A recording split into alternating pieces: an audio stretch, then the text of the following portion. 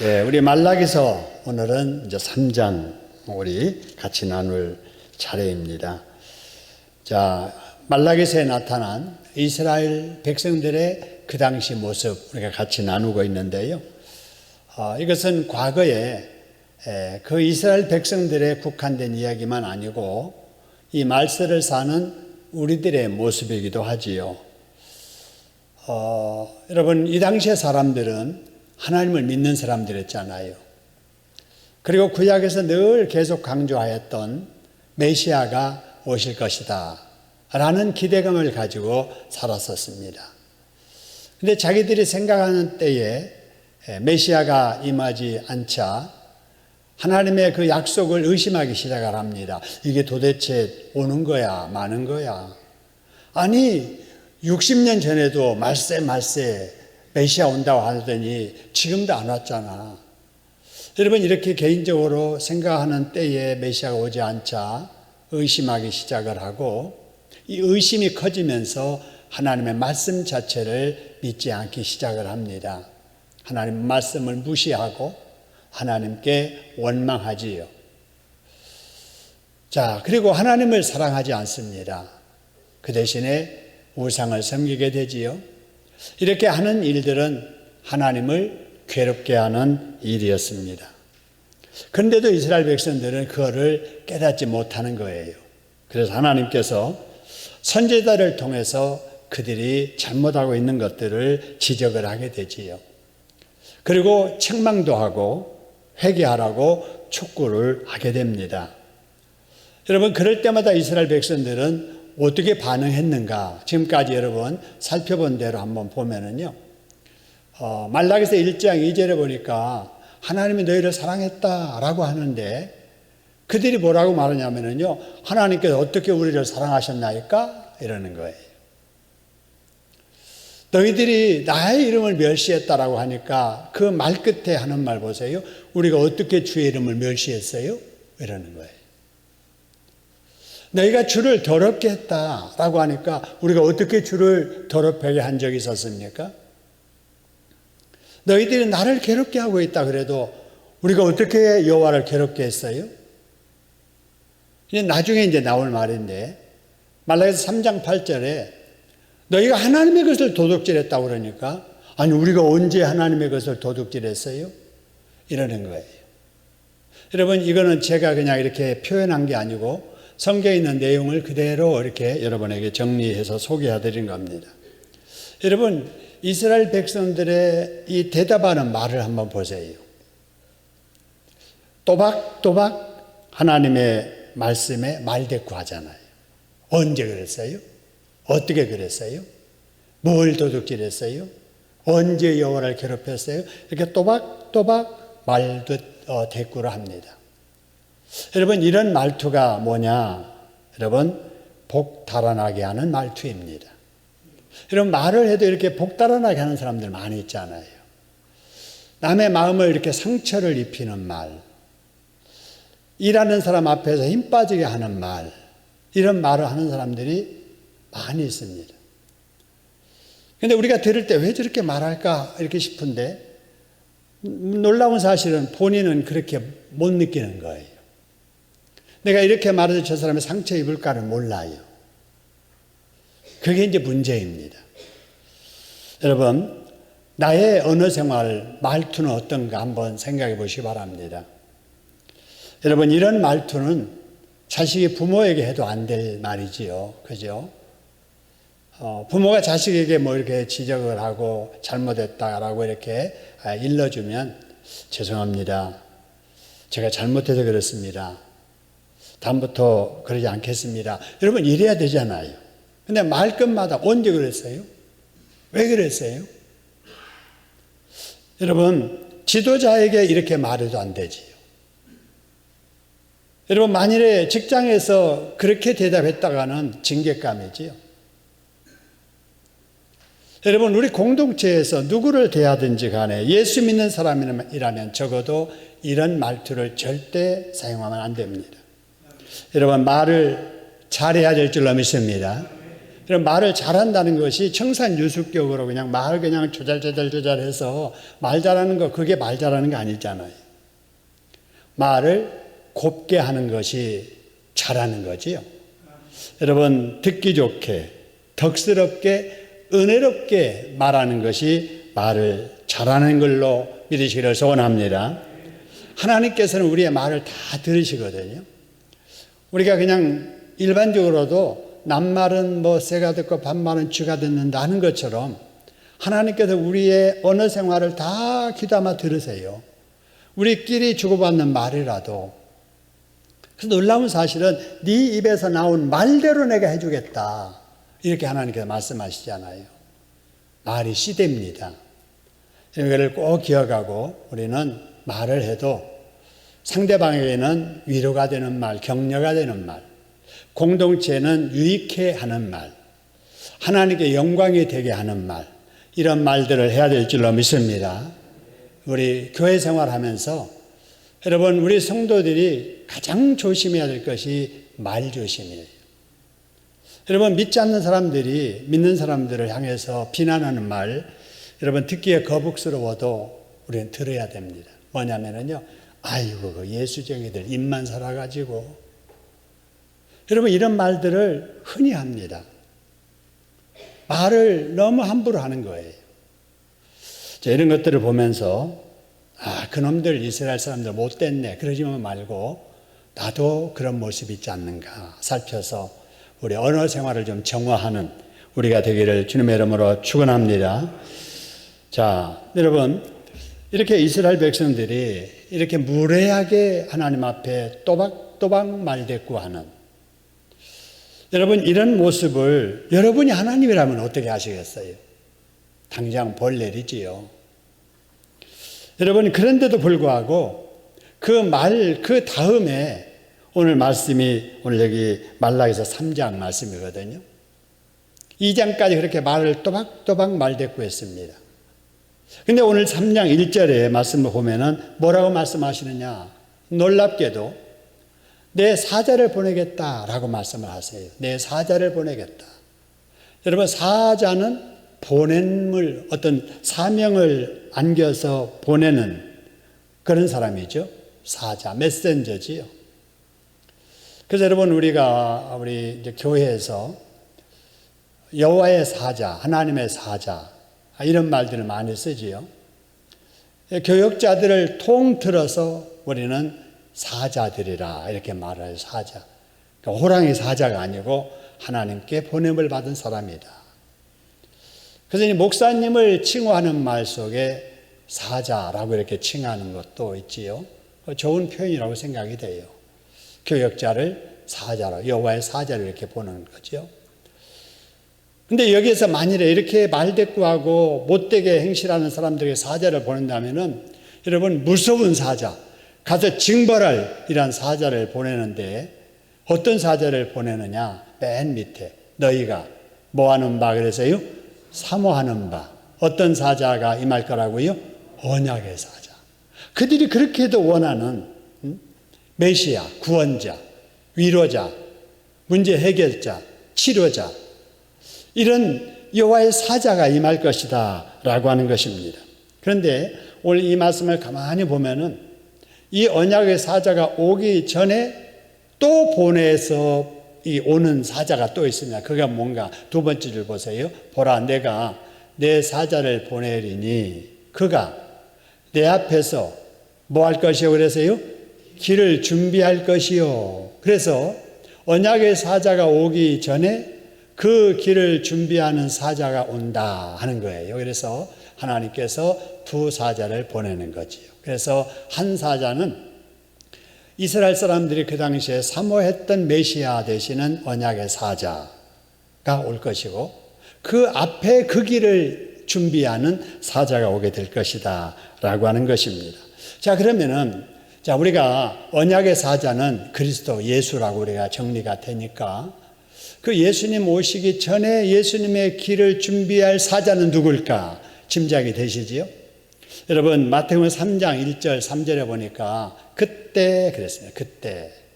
그때 이 말은 말라기서의 이 말씀이 바로 지나서 구약의 시대가 이제 맞춰지고 신약의 시대가 돼서 바로 그때예요.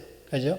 그래서 말라기서 3장 1절에서 예언했던 그 언약의 사자의 길을 준비하는 그 사자가 오늘 여기 그때 누가 이르렀다는 것, 그래서요, 세례 요한입니다. 그죠?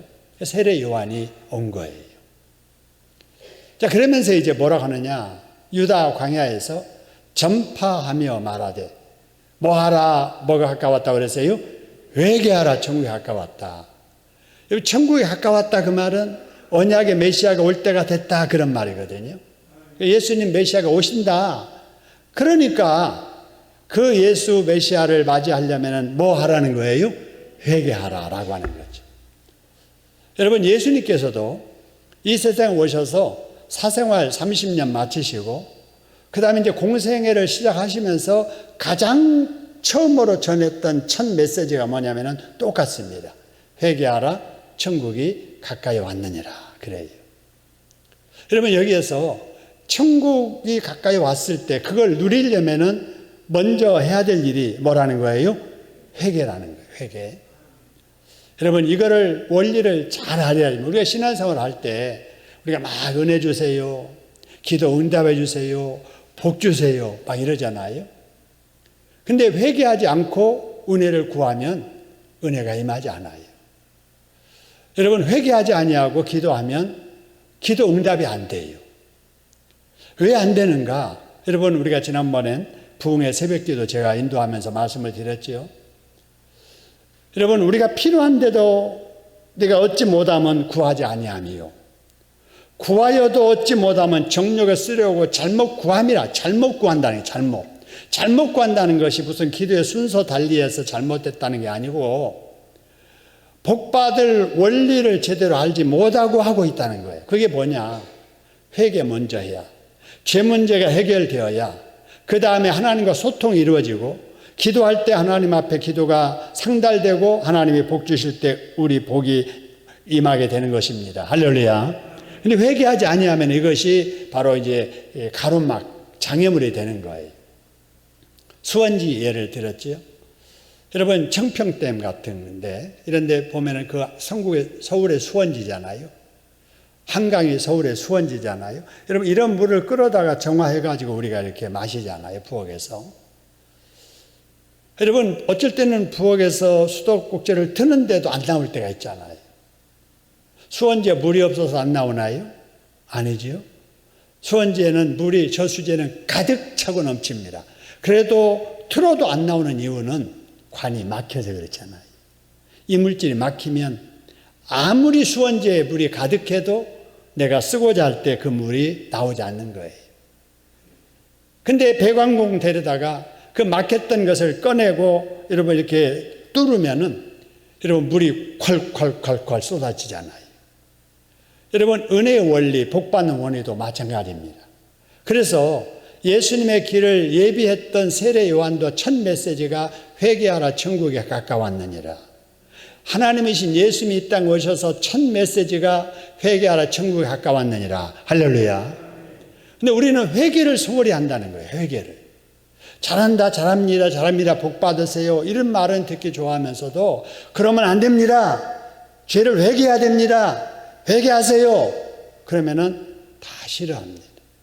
이게 뭐냐? 바로 마귀가 그런 마음을 갖게 해서 거부하게 하는 거예요. 여러분, 이 말씀을 여러분 꼭 기억하고 우리가 회개를 힘쓰는 여러분 될 수 있기를 소원합니다. 그래서 여러분, 예배당에 딱 와서도 무슨 기도부터 해야 돼요? 회개부터 해야 돼요. 그렇죠? 여러분, 우리가 교회 밖에서 여러 사람들과 불신자들과 또 죄악에 관영한 세상에서 살면서 우리가 경제활동하면서 대인관계하면서 직장 근무하면서 장사하면서 하나님 앞에 떳떳지 못한 마음도 있었고 그런 행위도 있었고 말도 있었고 이런 것들이 있잖아요. 그러니까 때가 잔뜩 묻어가지고 온 거예요. 가장 먼저 해야 될 일은 하나님 앞에 회개하는 일을 해야 됩니다. 할렐루야. 회개기도 하고 그 다음에 그날을 은혜를 사모하는 기도를 할 때 씻겨진 마음의 그릇 속에 새로운 은혜와 복을 하나님께서 담아주실 줄로 믿으시기를 소원합니다. 자, 이런 걸 보면은 참 이스라엘 백성들은 지금 벌받아야 마땅하잖아요. 하는 짓으로 봐서는. 근데도 불구하고 하나님께서는 언약의 메시아를 보내주겠다. 언약의 사자를 보내주겠다 그랬잖아요. 우리 하나님은 우리가 부족하고 우리가 무지할지라도 우리 사람을 사랑하십니다. 할렐루야. 정말 사랑하세요. 그래서 벌 받을 사람에게도 언약의 사자를 보내주겠다 라고 말씀을 하십니다. 우리 하나님께서는 우리 죄인을 구원해 주시려는 계획을 가지시고 그 구원 계획을 철저하게 준비하시고 그 구원 계획을 우리에게 미리 알려주시고 그 구원 계획에 따라 계획하신 일들을 이루셔서 우리를 구원해 주시는 분이십니다. 할렐루야. 우리가 지금까지 이렇게 살아있는 것이 우리가 잘해서 살아있는 게 아니에요. 우리가 잘못해도 참아주시고 기다려주시고 용서해 주시는 하나님의 은혜 때문입니다. 할렐루야. 그렇기 때문에 우리는 늘 감사해야 돼요. 늘 감사하고 하나님 참아주셔서 감사합니다. 벼락 맞아 정말 죽어도 마땅할 사람인데 하나님께서 참아주시고 기다려주셔서 감사합니다. 늘 감사하시면서 하나님의 말씀에 순종하며 살려고 몸부림치는 저와 여러분 되기를 주님의 이름으로 축원합니다. 자, 그러면 이 새 언약의 중보자가 예수 그리스도가 언제 오실 것인가 하는 것이 오늘 1절에 나와 있습니다. 자, 말라기서 3장 1절 보세요. 자, 너희가 구하는 바 주가 그의 성전에 임하시는데 언제 성전에 임하신다고 그래서요? 갑자기 오신다. 갑자기 오신다. 여러분, 우리가 지금 말세의 징조에 대해서 조금 우리가 말씀을 나누는 중에 우리 예수님께서 이 땅에 재림하실 때에도 도적이 임함과 같이 오신다고 그러잖아요. 도적. 여러분, 도적이 예고하고 오지 않지 않아요? 생각지 않은 때에 들이닥치잖아요. 우리 예수님이 그렇게 오신다는 거예요. 생각지 않은 때에 갑자기 임하신다는 사실입니다. 할렐루야. 여러분, 소돔과 고모라 성을 심판하실 때도요, 여러분, 하늘에서 불이 내려오는데 갑자기 내려오게 됩니다. 홍수 심판 때도요, 비가 갑자기 내리기 시작을 합니다.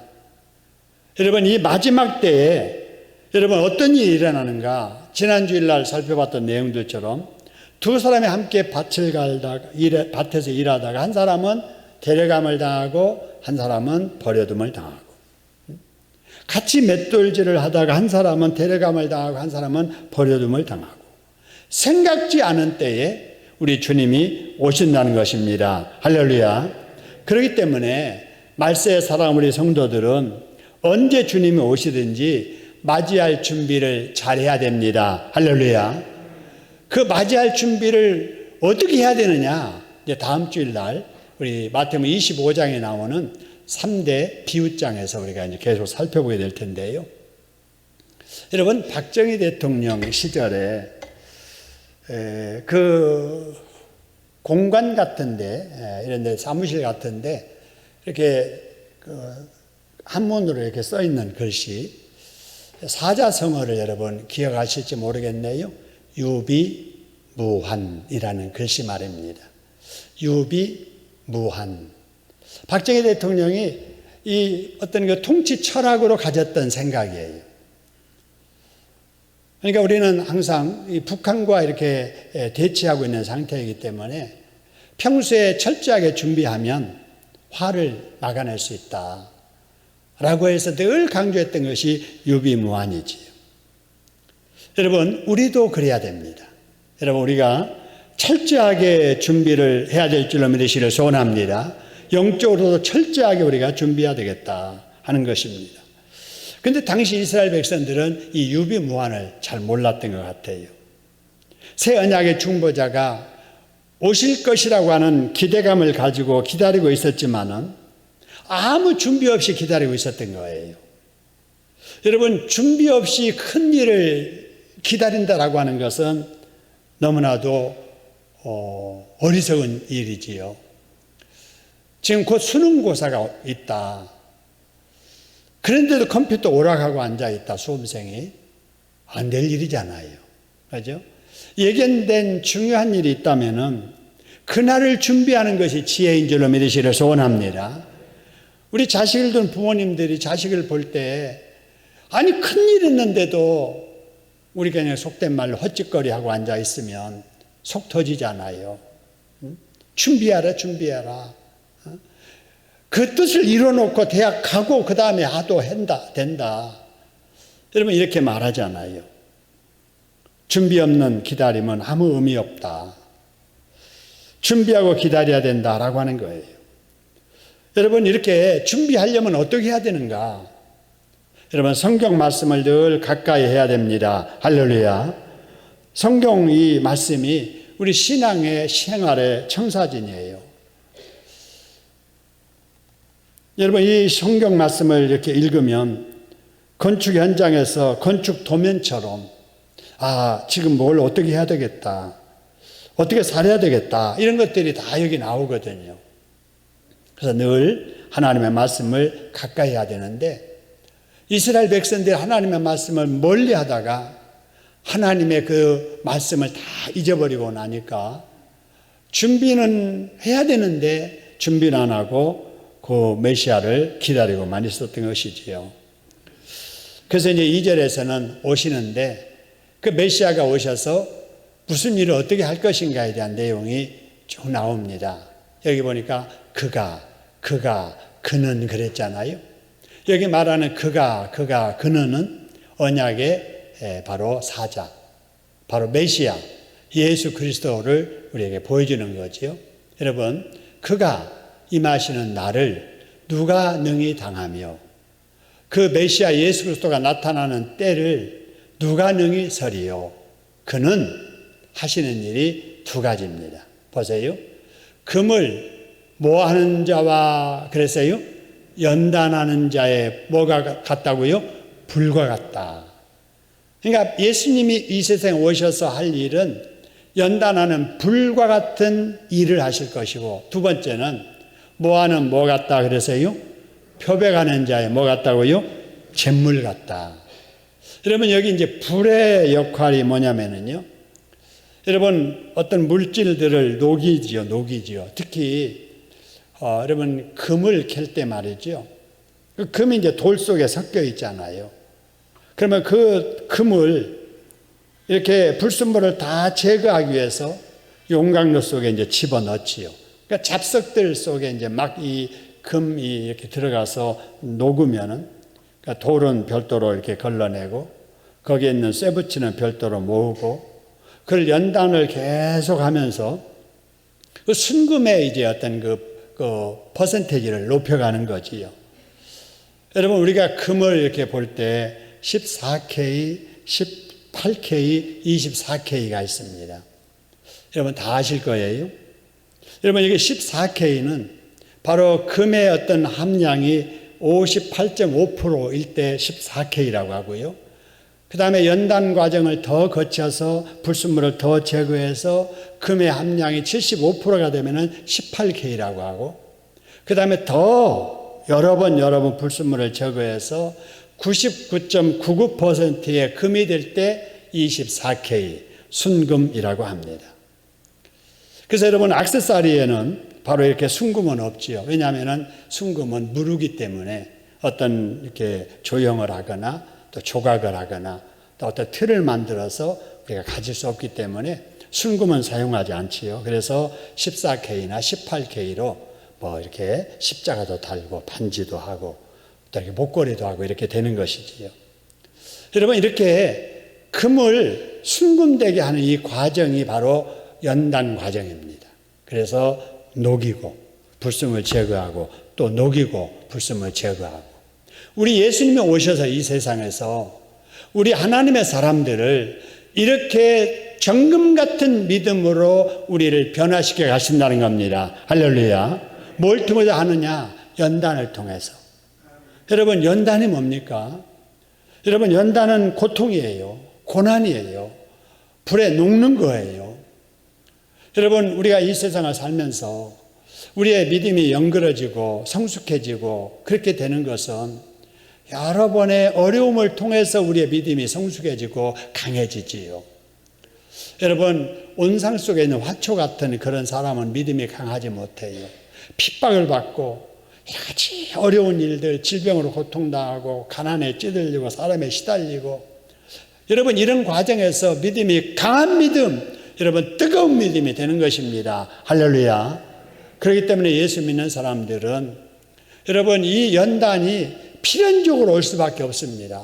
믿기 때문에 오는 고난, 어려움이 있다 할지라도 하나님이 나에게 불같이 역사하셔서 나에게 불순물을 제거하는 과정이로구나 생각하고 여러분 고난을 오히려 감사할 수 있기를 소원합니다. 이게 이제 성숙한 믿음이에요. 근데 이 성숙지 못한 믿음은 가진 사람들은 내가 교회 나왔는데 내가 이렇게 왜 아프지? 내가 교회 나와서 그래도 한다고 하는데 왜 이렇게 하는 일이 안 되지? 여러분 예수만 잘 믿으면은 이 세상에서 천국처럼 살 것으로 착각을 합니다. 근데 그렇지 않아요. 여러분 예수님을 잘 믿을수록 이 땅에서는 어려운 일이 더 많아집니다. 할렐루야. 고난 없는 삶이 아니라 고난을 통한 은혜의 삶을 살아가려고 애쓰는 여러분 되기를 주님의 이름으로 축원합니다. 자, 그 다음에 여러분 우리 주님이 오셔서 하는 일이 또 뭔가 연단하는 불과 같은 역할만 하신 게 아니라 모아는 뭐 같은 일을 하신다고 그래서요? 표백하는 뭐 같은 거요? 잿물입니다. 잿물. 여러분 잿물로 표백한다는 말을 이해하시는지 모르겠어요. 여러분 저희 시골에 어렸을 때 보면은요 이 지풀, 그러니까 이게 그 수확하고 나서 볕대 있잖아요. 그걸 말려가지고 겨울에는 그걸로 이제 아궁이 불을 떼서 이제 방도 데피고 또 음식도 조리하고 밥도 하잖아요. 그러면 그 재를 이렇게 모아가지고 그다 이제 물을 자꾸 부으면은 그 잿물이 밑으로 이렇게 빠지죠. 그 잿물 가지고 빨래를 하더라고요. 그래서 저는 이상했어요. 아니 쟤는 새카맣잖아요. 새카만 거 가지고 흰빨래를 하게 되면 더 새카마지고 더 더러워질 것 같은데, 아니 어머니 형수 이렇게 이 빨래할 때 보니까 그 볏짚 재를 가지고 바로 이렇게 빨래하는 걸 봤습니다. 그게 왜 그러냐? 여러분 여기 이제 짚을 태우면은 알칼리성이 나오거든요. 이 알칼리성이 물이 바로 이렇게 좀 표백 역할을 하는 거지요. 여러분 지금 뭐 세제들이 많으니까 전혀 그런 건 뭐 할 필요도 없지만은 바로 잿물이 알칼리성 성분이 강하고 그걸 이용하면은 빨래까지도 가능하다 하는 그 표현입니다. 그래서 우리 예수님께서 이 땅에 오셔서 하시는 일이 뭐냐? 우리의 죄를 깨끗하게 씻어주시는 일을 하신다는 겁니다. 할렐루야. 그래서 우리가 이 땅에 살면서 예수님의 보혈의 그 피로 우리의 죄가 늘 씻겨져야 됩니다. 할렐루야. 우리가 지옥 갈 그러한 죄는 예수님 믿는 순간에 다 용서됐습니다. 근데 우리는 아직도 우리의 죄성이 남아있고 아직도 우리 몸이 죄악된 세상에 본성을 가지고 살고 있기 때문에 내가 의지적으로 죄를 지을 때도 있고 그냥 불가피하게 죄를 짓는 경우도 있고 어쨌든지 자꾸 우리는 이렇게 죄를 짓게 되지요. 그럴 때 우리 주님은 말씀하시죠. 예수 믿는 자는, 세례 받은 자는 목욕하는 사람과 같다. 목욕을 했어도 이렇게 살다 보면 손에도 때가 묻고 발에도 때가 묻어서 목욕은 안 할지라도 손은 계속 씻는 것처럼 세례를 받았더라도 구원받았더라도 회개는 지속적으로 해야 된다는 것입니다. 할렐루야. 여러분 늘 그래서 회개하는 일에 힘쓰는, 그래서 늘 우리의 이 더러워진 손과 발 씻듯이 늘 회개하는, 정결케 되는 저와 여러분 될 수 있기를 주님의 이름으로 축원합니다. 여러분 우리가 이 세상에 살면서 어려운 일을 우리가 많이 겪게 되는데요. 이 어려운 일을 겪을 때 우리가 어떻게 해야 될까? 어떤 사람들은 고난이 올 때 이 고난에 대해서 원망하고 불평하는 사람들이 더러 있지요. 왜 나에게 이런 어려움이 있는가? 물질적인 어려움이 있는가? 이렇게 질병의 어려움이 찾아오는가? 관계 때문에 힘든가? 나는 나대로 최선을 다하는데 왜 하는 일이 잘 안 되는가? 여러 가지 여러분 일들이 많이 있을 거예요. 여러분 그럴 때 우리는 성경대로 고난을 대처해야 됩니다. 어떻게 대처하는가? 야고보서 1장 13절의 말씀을 보니까 너희들이 시험을 받을 때 절대로 하나님께 시험 받는다는 말 하지 말아라 하는 거예요. 왜냐하면은 하나님은 악에게 시험도 받지 아니할 뿐더러 친히 아무도 시험하지 않는다라고 말씀을 하시거든요. 여러분, 그런데 여러분 야고보서 1장 2절 4절에 보면은 조금 다른 말이 나와요. 내 형제들은 너에게 여러 가지 시험을 당하거든 온전히 뭐 하라는 거예요? 기쁘게 여기라는 거예요. 아까 시험은 하나님은 절대 너희들 시험 안 하시니까 시험 당한다고 생각하지 마 그랬는데 바로 이어지는 2절 4절에서는 여기 시험을 온전히 기쁘게 여기라고 그러는 거예요. 여러분, 이 말씀을 이렇게 딱 비교해 보면은 이게 뭐지? 아니, 시험은 안 하신다고 했는데 하나님이 안 하는 시험을 받으면서 기쁘게 여겨? 아, 이거 아니야. 여러분, 이런 것을 해결하려면은 우리가 이제 성경의 어떤 그 깊은 의미를 같이 기억을 해야 됩니다. 이게 뭐냐면은요. 여러분, 우리가 받지 말아야 될 시험은 뭐냐면은 유혹하는 시험을 말하는 거예요. 유혹하는 시험. 유혹은 누가 하느냐? 마귀가 하는 거지요. 또 마귀의 사주를 받은 바로 마귀의 종들, 마귀에 영향받은 사람들이 자꾸 이렇게 유혹하는 말을 하고 유혹하는 행동을 하는 거예요. 그러니까 이런 시험은 물리쳐야 되지. 물리쳐야 돼요. 그래서 이런 시험을 뭐라고 하느냐? 여러분, 우리 한글 성경에는 같이 시험이라고 되어 있는데 마귀가 하는 유혹하는 시험은 그냥 이 원어는 temptation, 영어로 temptation이라고 이렇게 표기돼요. 그런데 같은 시험이라도 기쁘게 여겨야 될 시험, 하나님이 하시는 시험, 바로 그것은 하나님이 왜 하시느냐? 강하게 하시려고, 성숙하게 하시려고, 신앙이 연결게 하시려고 하시는 시험입니다. 할렐루야. 그래서 이런 시험은 뭐라 하느냐? 테스트라고 해요. 테스트. 우리 학교에서 시험 보잖아요. 시험 보죠. 여러분, 학생들이 학교에서 시험 봐야 돼요? 안 봐야 돼요? 봐야 되죠. 근데 학생들은 시험을 좋아해요? 안 좋아해요? 안 좋아하죠. 안 봤으면 좋겠다 그러는 거예요. 그런데도 보게 하거든요. 왜 그러느냐? 이 테스트를 통해서 성적, 실력이 올라가는 거예요. 여러분, 한 번씩 중간고사 볼 때마다 여러분 그 중간고사를 앞두고 얼마나 공부 열심히 합니까? 열심히 하잖아요. 그러면서 실력이 북적북적 올라가는 거죠. 시험이 없다면은 실력 올라가지 않지요. 여러분, 운동선수들이 훈련 안 하고 박수 받고 이렇게 그럴 정도로 운동을 잘하는 사람이 없습니다. 여러분, 남 앞에 운동장에서 박수 받을 정도의 선수가 되려면은 남이 알지 못하는 정말 뼈를 깎는 훈련 과정을 거쳐서 박수 받는 그 묘기 같은 그 경기가 나올 수 있는 거지요. 그래서 우리가 이 땅에 살면서 어떤 시험으로 여겨지는 어떤 일이 있을 때 이게 마귀가 유혹하는 시험인지 하나님이 나를 연단시키려고 하시는 시험인지를 구분할 줄 알아야 됩니다. 이거 구분할 줄 모르면은 하나님이 복 주려고 하는 시험 앞에 불평하게 되고 시험 들게 하는 시험 앞에 오히려 기뻐하고 즐거워할 때가 많이 있단 말이에요. 그래서 이것을 한번 구분을 잘 해야 되는데 여러분이 한번 이게 마귀가 주는 시험인지 하나님께 주시는 시험인지를 한번 구분해 보시기 바랍니다. 여러분, 이런 경우 있겠지요.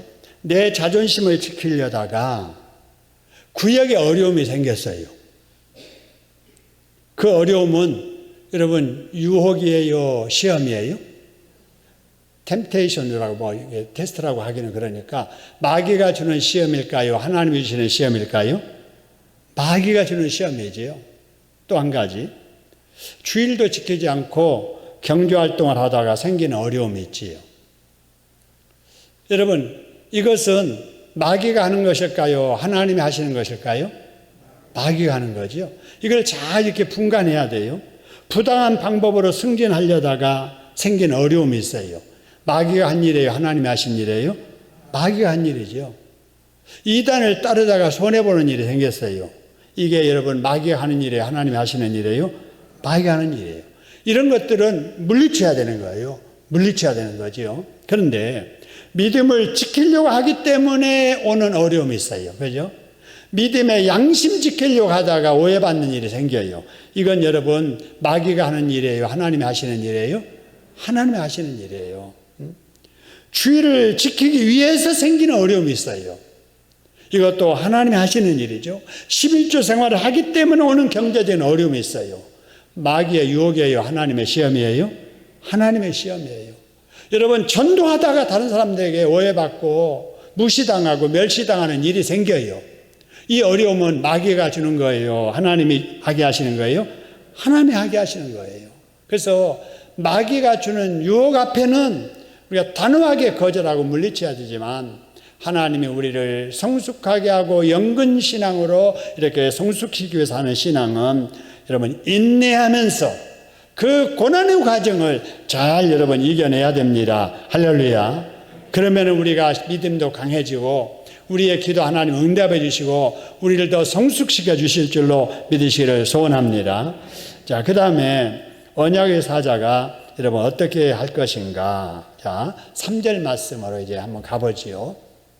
그가 메시아가 오셔서 은을 연단하여 뭐하게 하는 자 같이 앉아서 그래서요 깨끗하게 하는 자.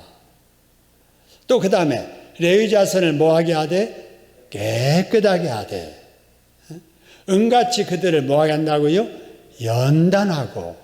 여러분 이런 일들이 다 예수님이 오셔서 하실 일이라고 말라기서에서 예언됐잖아요. 여러분 우리 예수님은 깨끗하게 하시려고 오신 줄로 믿으시기를 소원합니다. 나를 깨끗하게 해주셨잖아요. 그죠?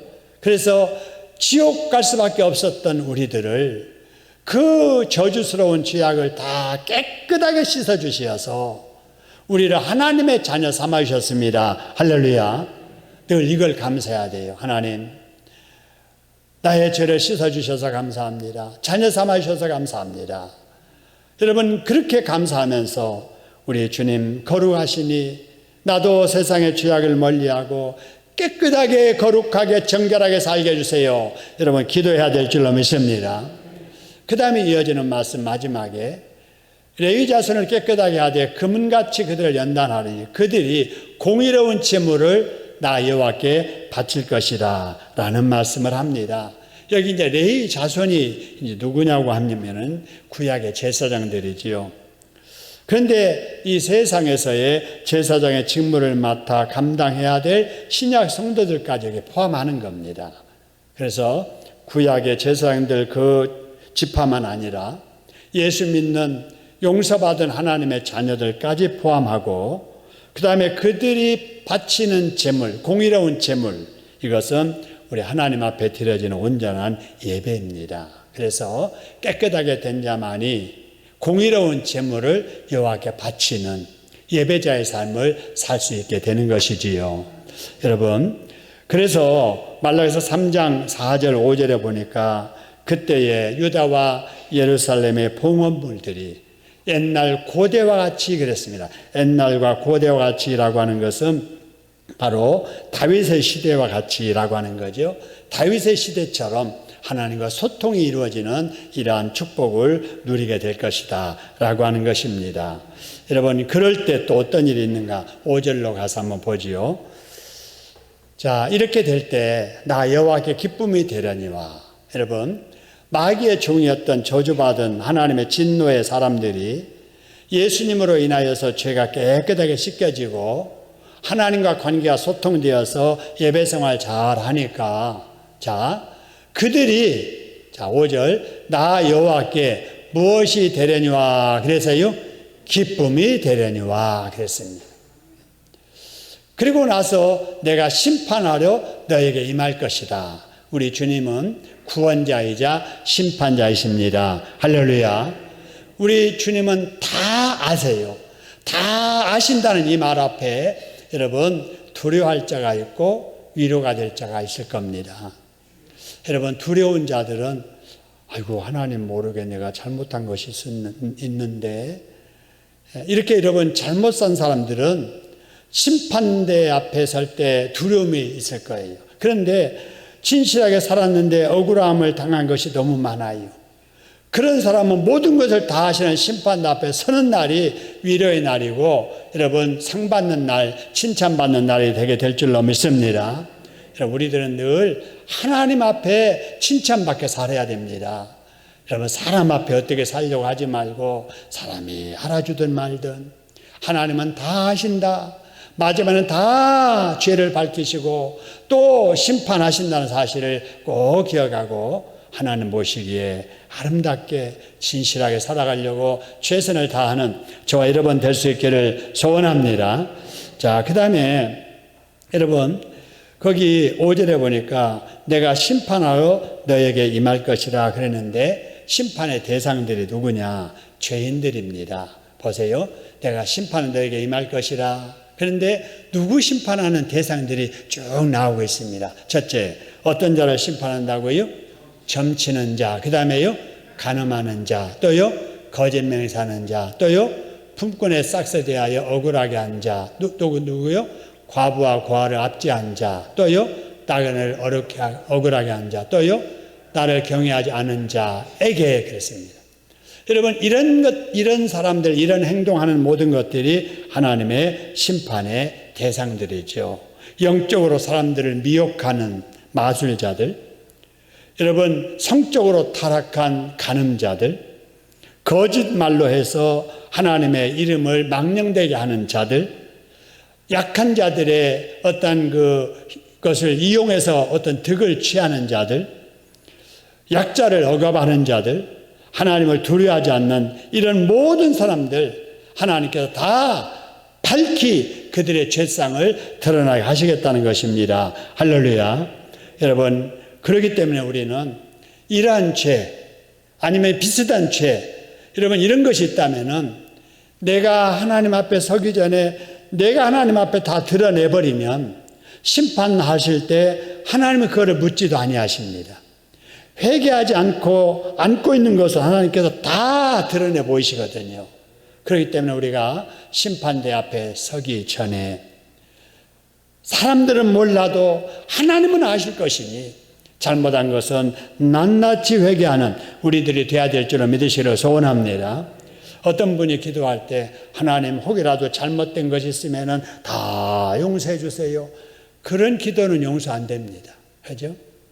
한 주간 동안도 잘못한 것이 있다면 용서해 주시기를 소원합니다. 잘못한 것이 있다면 자기가 다 고백을 해야지, 그렇게 해서 회개하는 것은 회개 기도가 아니에요. 그 중에 하나라도 내가 하나님 앞에 이것이 잘못된 죄인 줄 알고 그것을 내 입으로 시인하고 고백하고 그것을 하나님 앞에 용서해 달라고 할 때 그 행동은 다음에 반복되지 않을 가능성이 많아지는 거죠. 그래서 우리 하나님께서는 일일이 시인하고 고백하는 회개 기도를 원하십니다. 할렐루야. 덤으로 그냥 이렇게 그냥 싸가지고 태어날 때부터 지금까지 지었던 모든 죄를 용서해 주시옵소서 이렇게 하면 안 되잖아요. 그래서 구체적인 바로 우리의 죄악들을 하나님 앞에 회개해야 된다 하는 것이지요. 여러분 회개란 후회하는 거예요. 아, 내가 잘못했구나. 그러고 나서 인정을 해야 되는 거예요. 그죠? 하나님, 제가 이런 것을 잘못했음을 인정합니다. 그리고 제가 이러이러한 죄를 지었습니다. 그런데 다시는 그렇게 하지 않겠습니다. 그리고 이제 죄의 청산까지 하고 하나님이 기뻐하시는 새로운 삶으로의 시작이 여기까지 회개입니다. 할렐루야. 그런데 회개한다고 하면은 대개 후회까지 끝난 사람이 있어요. 아이고, 잘못했습니다. 잘못했습니다. 에이, 내가 그렇게 안 해야 되는데, 내가 그때 그렇게 잘못했다. 이렇게 끝난 사람이 있거든요. 아니에요. 그거는 인정해야 돼요. 사람 앞에 잘못했으면 사람 앞에 인정을 해야 되고, 하나님 앞에 잘못하면 하나님 앞에 인정을 해야 되고, 그것을 다 고백한 뒤에 나는 다시는 그러지 않겠습니다. 당신, 여보, 형제, 집사님, 내가 이러이러한 일로 상처를 준 적이 있는데 용서해줘요. 내가 그때 잘못 생각했어요. 말을 잘못해서 생각을 잘못해서 그렇게 해서 상처가 됐는데 정말 미안해요. 다시는 그런 일 없을 거예요.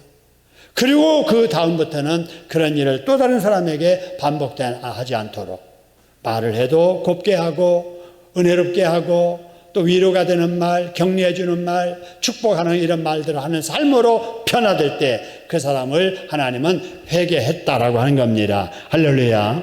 이것이 개혁입니다. 이런 개혁적인 삶을 하나님은 기뻐하십니다. 그래서 우리 하나님은 그런 사람을 통해서 여러분 다듬어 주시고, 부족한 것이 있으면 채워주시고, 막힌 것이 있으면 소통하도록 하나님께서 치료해 주시고, 또 더 필요한 것이 있으면 복을 더 채워 주실 줄로 믿습니다. 이런 하나님의 은혜가 저와 여러분에게 충만하게 임할 수 있기를 주님의 이름으로 축원합니다.